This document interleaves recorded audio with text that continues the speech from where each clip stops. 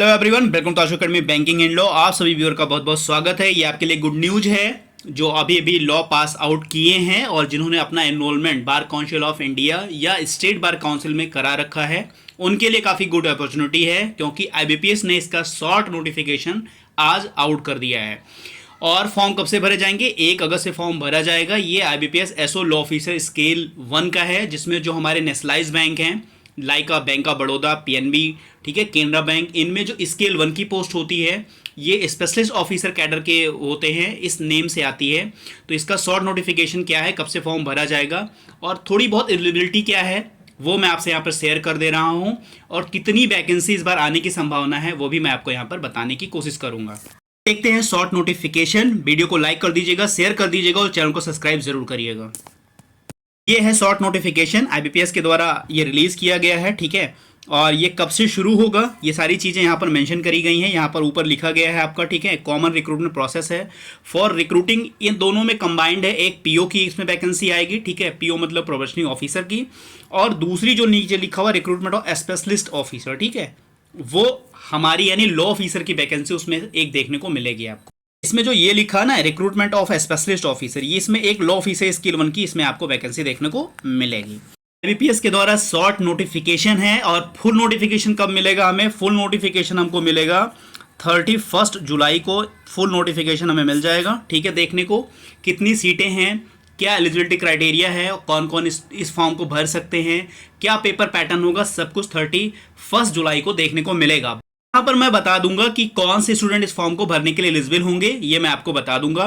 इसमें जो है 2 पोस्ट जैसे प्रोबेशनरी ऑफिसर और स्पेशलिस्ट ऑफिसर, ये दोनों का एक शॉर्ट नोटिफिकेशन है। यहाँ पर जो हमारा है जो एसओ लॉ ऑफिसर का है वो ये वाला है, ठीक है। द ऑनलाइन एग्जामिनेशन पीटी और मेंस का यहाँ पर दिया गया है for the upcoming common recruitment process for recruitment and selection of the personal in specialist cadre, ठीक है, इसमें स्पेशलिस्ट कैडर का दिया गया है।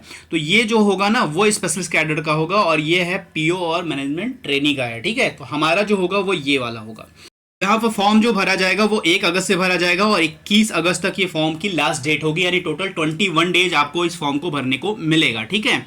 उसके बाद आप पेमेंट फीस फर्स्ट डे से यानी 01 अगस्त से ही आप पेमेंट फी भी कर पाएंगे और लास्ट डे तक आप जो है फॉर्म भरकर अपना फीस का पेमेंट कर सकते हैं। ये हो गई आपकी एप्लीकेशन फॉर्म भरने की डेट 1 अगस्त और लास्ट डेट है 21 अगस्त, ठीक है। ये दोनों डेट हो गई और वही सेम डेट दोनों है। आप पेमेंट पहले दिन से कर सकते हैं और लास्ट डे तक आपको रात के 11:55 यानी 59 तक आप पेमेंट कर सकते हैं।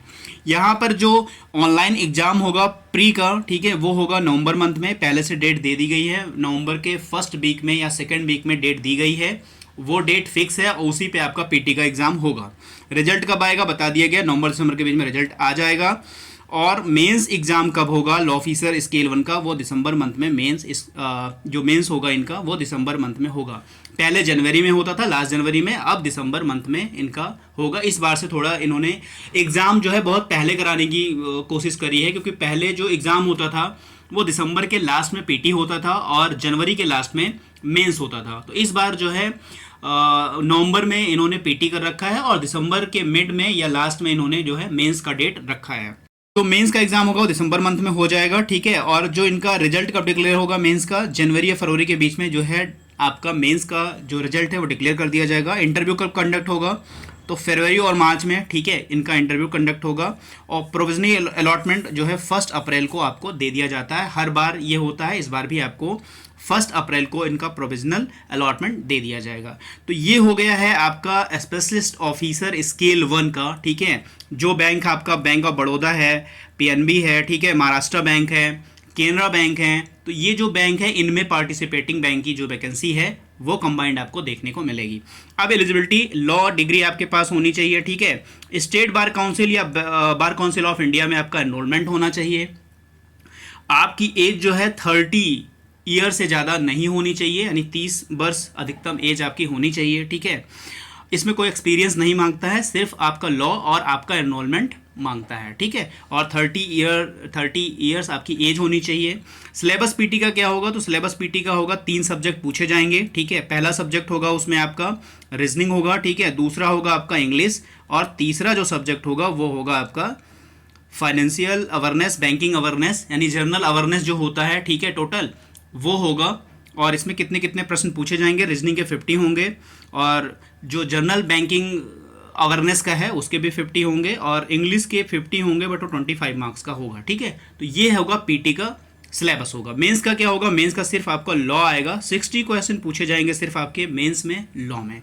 तो ये हो गया है आपका कौन लोग एलिजिबल है, मैंने आपको बता दिया है, और इसका पेपर पैटर्न पीटी वुमेन्स का क्या होगा। अब हम लोग बात करेंगे कितनी वैकेंसी आने की संभावना है, तो कितनी अप्रॉक्स इस बार वैकेंसी देखने को मिल सकती है। पिछली बार टोटल थी सीटें 10, ठीक है, और बढ़कर ये हो गई थी 30, क्योंकि 20 सीट जो है एक बैंक ने और रिपोर्ट करी थी, तो ये पिछली बार की है।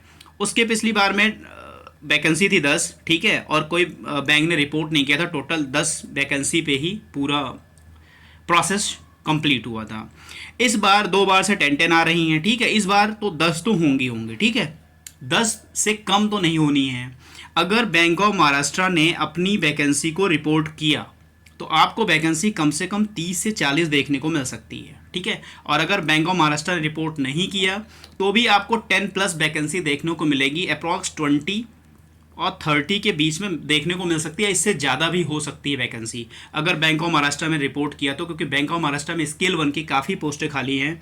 अगर इन्होंने अपनी पूरी वैकेंसी को रिपोर्ट किया तो काफ़ी ज़्यादा इस बार वैकेंसी देखने को मिल सकती है, नहीं तो 10 से तो कम नहीं, 10 वैकेंसी से कम तो नहीं होनी चाहिए। ये कोई फिक्स नहीं है, एक अनुमान है, ठीक है, क्योंकि पिछली बार 10 थी, फिर इसके पिछली बार भी 10 थी, और पिछली बार 20 सीटें बढ़ी थी, टोटल 30 हो गई थी। और इस बार अगर बैंक ऑफ महाराष्ट्र ने रिपोर्ट किया तो काफ़ी अच्छी खासी वैकेंसी आपको देखने को मिलेगी। अगर आपको इससे रिलेटेड कोई इन्फॉर्मेशन चाहिए तो आप कमेंट में करके पूछ सकते हैं, या व्हाट्सएप नंबर डिस्क्रिप्शन बॉक्स में दिया गया है, उसमें आप कमेंट में करके मुझसे पूछ सकते हैं। डिटेल मैं आपको 31 जुलाई को शेयर करूंगा। अगर आपको कुछ पूछना है तो कमेंट में करके पूछ सकते हैं। चलिए मिलते हैं नेक्स्ट वीडियो में। God bless you to all, thank you for watching.